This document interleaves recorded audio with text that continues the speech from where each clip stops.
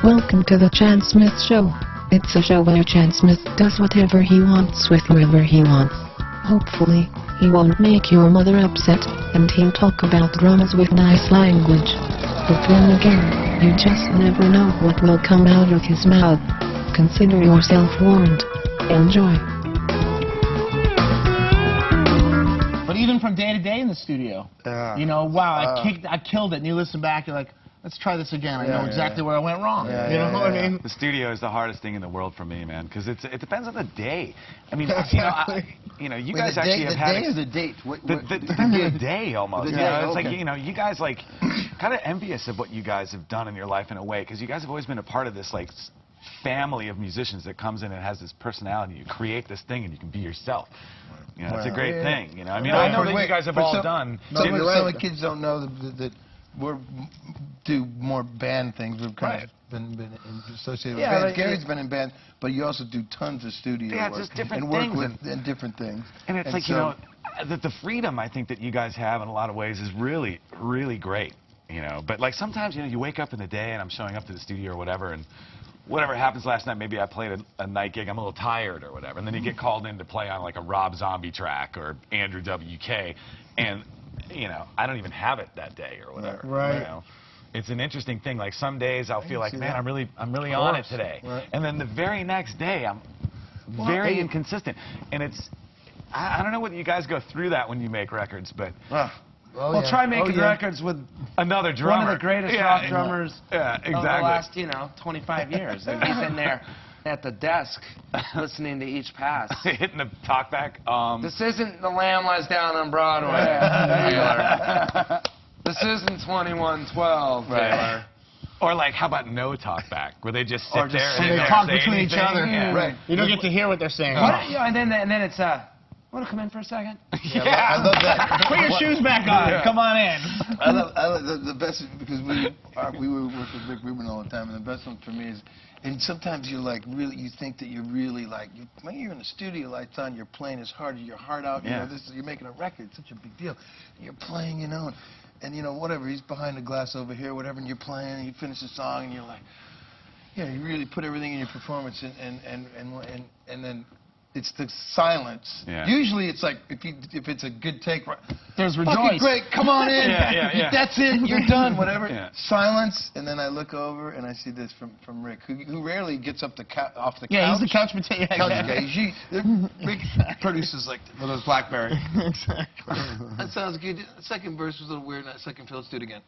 Right. And but do you think? And then the quiet, and then I'll look over and I see the beard and the hand, and I see this.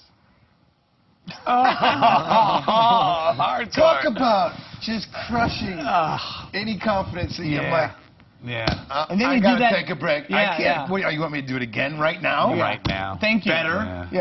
Or then you do the take. What I thought it was pretty good. Or you do the take where you're like, well, that was all right. I missed that one idea I wanted to try. And they're like, loved it. Nailed it. Come on in. You're done. You're like, well, that's always my experience. That's gotta happen, though. Always my experience. It's always the takes that I feel I played the weakest on. They love them. And they love it. Why do you think that? I don't. Why but do you think that, man. But we all interpret music differently, though. Or do you think? Did you think? Because that happens to me when, like Taylor was saying. When the click's not on and it's, hey, it's just a demo, there's no red light fever, you just play through it, you're not thinking about it. I mean, that makes sense. Totally, you're in the moment. Pressure's off. Yeah, you're in the moment. It's pressure's off. Or the other good one, too, is if you get a good take and you go back and listen to it, everybody go, it's really good. And what we like to do is go, okay, let's just go out and do another one just to see if we can beat it. Let's try to beat it. Yeah. We've got what everybody likes. It's in the can. It's in the can. Yeah, let's go and see if we can do it. And have some fun. That's the when one. You beat it. Yeah. Because the pressure's off. My take is usually the very first one, even if we do 10 of them. We go back to the first one, the most energy, the most ideas, the most creation, musicality. Does that happen with you? No. No, okay. I'm not to say that the second or third might be better, like, you know it, more solid or whatever, but the first one, like, wow, that nervous energy really enjoyed I enjoyed it, and they can capture that. And I think it's in there somewhere. It's an intangible.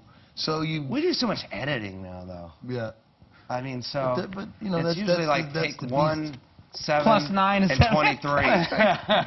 We love the tom fills in 23, but the kick snare part is killer in number 2. Yeah, exactly. Or you finally got it on 72. Like, okay, 72. For your last record, how many were complete takes? I don't put you on the spot, but probably none. And most of them were like. But that was a different producer. I mean, the guy that did our last record, our newest record, is a guy named Gil Norton, and he is a stickler, and he automatically, before even hearing me, wanted to grid everything, and that's Pro Tools. This is the thing where you can, make things sound perfect. Oh, yeah. And one of the first things me and Dave did is said, we're not doing that. Right. We're not doing it. Sorry. And I said to him, I'll do 65 takes. Right. And we can cut things together. Right. But That's you're not going to quantize it. But you're not quantizing it because it's got to have some feel. Right. I'm totally. So it was never. I mean, there was like 1 or 2 times where by the 3rd take he's like, "We got it. It's all in there." Awesome. I like the first verse on the first take a lot, but then you kind of sped up a little bit in the second chorus and stuff, and or whatever, those kind of things. Yeah. But there was a couple, but there was a lot where it was 30 takes, Right. And a lot of times, though, the reason those takes, we do so many takes as well, is because between Dave, who's as you can hear by his really great arrangement of drum tracks, very simple, but very hook-oriented fills, a lot of hooks in those fills and stuff, and kick drum parts. Real stickler for how, and it's all really rhythmic music, obviously, because he writes it on the guitar, but he's a drummer. Right. So it's how kick drum patterns link up with guitar riffs and stuff is very, and we spend hours agonizing over if it should be more open or should be this, and it's not like, just do whatever you feel. Yeah. Never that. These are very finely crafted pop songs that Dave writes, and they're not like just go for it feels, Right. Every once in a while, we'll do something really quick, and actually, the single that's been really good for us off this album, The Pretender. Sorry, Gil. We did that when Gil was out of town. He came back to track it, but we did all the arranging and everything because we spend so much time arranging kick drum patterns and snare and where fills. Who's the more stickler on that, Gil or Dave? They both are. Right. So you can imagine what I'm dealing. It's like being a frickin' short order cook at Denny's or something. It's like, all right, on this one, start the fill a little earlier. Because I tend to, a lot of my fills, I like to, I was a big Copeland guy, I guess. So a lot of my fills are just flourishes. Right at the end. Flourishes right at the end. Right. Where if you listen to Dave's stuff, Nirvana stuff, blends it out. A lot of these longer, kind of simpler, sort of 8th note or 6th, whatever, 16th note, whatever. I don't know. You tell me. Couple notes here and there. Notes. Longer. Yeah. Few notes. So we there's a lot of times where Dave and me will discuss what kind of fills should be there going into the chorus. Because like I said, this is, and you as well. Maybe there was less discussion. Maybe it was more of a natural thing for you guys. But these are crafted songs. Now, if you're doing take 60, or even whatever, 30, what are you changing? Because sometimes what we do is, because of the nakedness of the studio, you go in and what you thought in pre-production was working great. Right. You get in, now I can hear everything really clear. That's not so good, and people want to change parts. Yeah. And let's imply this now, not play this. And maybe that's too much. Hey, rehearsal was rocking. No, maybe not. Rick is a less is more guy in the studio for sure. But my question is, would you be like getting to whatever the second chorus or something? Hey, mate, while you had played takes 13 through 17, and all of a sudden go, well, you know what, maybe it should be different there now. And so the evolution of the song would change, and hence a lot more takes as well. Well, the whole, for sure. Starting at one again, actually. Yeah, because the parts are changing. Exactly. It'd be like playing the whole thing, right? Like for us, we do them. We want to all play together and get a one take, and then so if you're playing.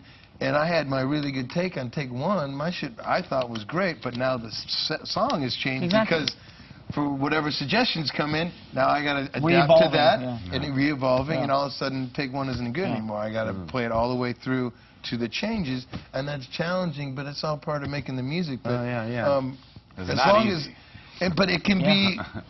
It can be frustrating, but at the end of the day, hopefully it's rewarding because what you're doing is playing for the song, whatever works better for the song. I mean, who's ever suggesting these are pop songs, you know? Pop songs. I'm not discounting the fact that they're not great, but I mean, the Beatles are pop songs. Led Zeppelin, in that sense, is pop songs. Hey, if it's popular. We're not talking about jazz. We're not talking about popular. We're not talking about jazz or you know, the more exploratory kind of things we're talking about. There is, through composed music.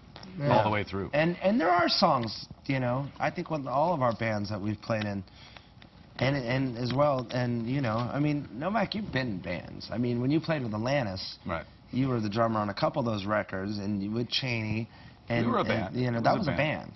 I mean, you know, that's what a band feels like. If you go back to what you were saying about like coming in and you know, this day for whatever reason I slept in or I cut the grass and Flea went surfing and I fucking laid on the couch and watched TV. Our metabolisms, our things are going to be different. Chakras. If you will. Absolutely, though. You know what I mean? But it's true. And even in gigs, live gigs, if you have a day off and you sit there and you go play, you might have a lot of energy and tempos where you think this is where the song normally is. No way. You're like excited and you got all your and he's trying to sing. You know, and that's just what? It's a song I play. It's what? I know the song. This is great. What do you mean? It's Dragon.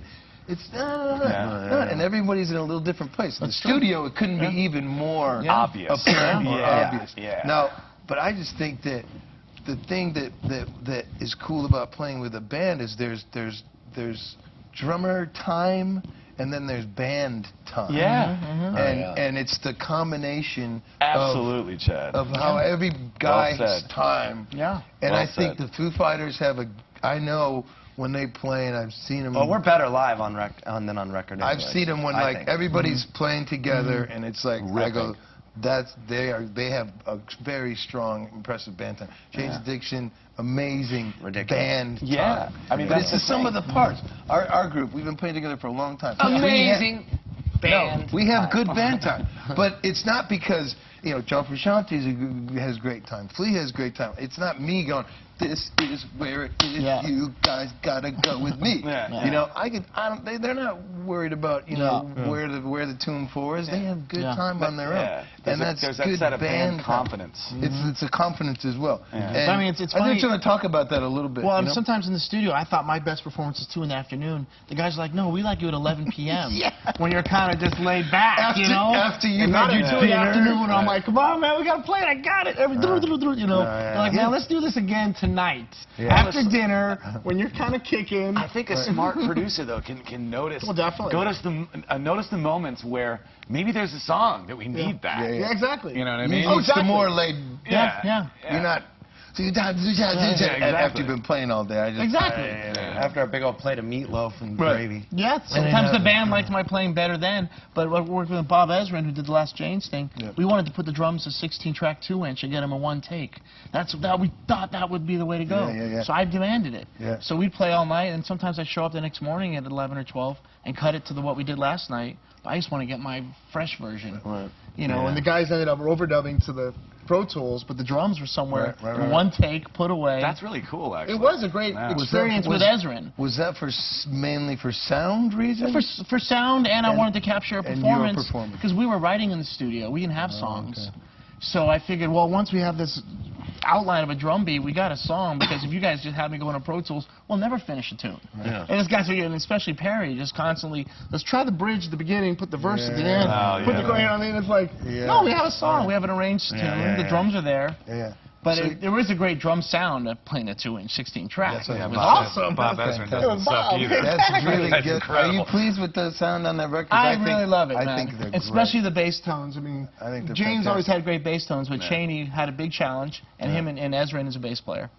I think it sounds awesome. Very saturated, interesting ideas from part to part. Plus, Chaney also had a challenge just playing where Avery was. Exactly. And you know, and me and one of the Bob greatest had rock bass players of all time, and nobody knows. It's great, and he formed my sound because he was so loop oriented. He didn't jam around at all. That gave me time to jam around. Because he was always doing his Chris is fun to play with, man. Chris, But I mean, me and Ezrin had a joke. They called me the one-take wonder. They'd always wonder if I get it in one take. Hey! Wow, that's actually funny. I like See, again, another confidence builder. I hear that he can be rough. He was rough at first, and then he got to know us. Abe from the Deftones got Abe hated him. Him and Abe did not have it. Because Bob actually didn't really know. He knew James, but he didn't know my playing that well. So when I first got there, he tried to change me a little. But then we brought out the old James records. And I'm like, this is what I do. See, this is and this is how I play, and this is what you got to capture. You have to document the band. You don't really have to produce the band. Document us. Make it sound well. Try and turn me Don't try and turn me into Picaro or whatever. And I asked him actually about Picaro playing on the wall, because that was the rumor. And he said he only played on the song Mother. But the rest of the record is Nick Mason. There you go. That's a little fact. Little facts there. Picaro's on Mother, the wall. And Mason's on the rest. Exactly. But I asked him, how do you get that drum sound? He goes, well, you hit too hard, because you got to hit real soft. Great mics, nice and sensitive. And I'm like, a basher, like we, on the wall, it's the greatest sounding bass drum of all time. But he said it's just happened. Just happened. Yeah, it's probably like I wonder if they put a piece of paper on the snare or something like that. Probably. Well, I've definitely noticed as I get older, just even in the little studio I have, man, when I'm recording my stuff, it's like, there's moments, if I'm playing a lot on the road and I've been out playing 30 shows, I can get kind of strong. Exactly. I get a little strong. And then, you're breaking 22-inch cymbals. Like, that never happened before. Ouch. But it's funny, man. Like, I'm starting to really notice the difference in how hard you play and how much that translates to the mic or the mics you choose to use. Exactly. Like sometimes playing that hard, man, doesn't really translate. We talk about that. You can choke. Both of us used to play really hard, man. We both did. And it never sounds as great in the studio. Doesn't sound as good, man. There's a sweet spot, it seems like. You don't want to choke. And maybe it has something to do with the drum and the mic and everything, but you do find a sweet spot. But I tend to get really excited near the end of a track. Right. So I start out at one volume, and by the end of the track, juice it up. But you know what? That's the human aspect. I think that's hey, there's a climax. There's a climax. I think that's good. It's like sex. Yeah.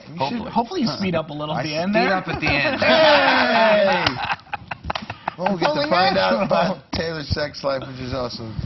We're going to bring my wife, Allison, next week. Speeds up a little at the end. Talk about my BPMs in the sack. He speeds up a little bit and gets a little harder at the end. Not bad at all. Not bad. And in case you're wondering, kids, this is the face that he makes. God, I don't know, Exactly, that's the one I made. And I bring fire. Yeah, fire. Fire comes shooting out of my dick. Now, if you leave it to them, they usually will pick the worst best fucking pictures, picture that they have. Should we just bag on Modern Drummer? Yeah. I love you, Modern Drummer. Fine magazine. It's a fine establishment and a fine magazine. But they don't know so much in the art department. I really like to look like I'm getting ready to stick a cock in my mouth. Let me see that, man. If we had a pen, I could that out there for you. I could just. It's very nice, Taylor. It's just fantastic. It's drummer faces.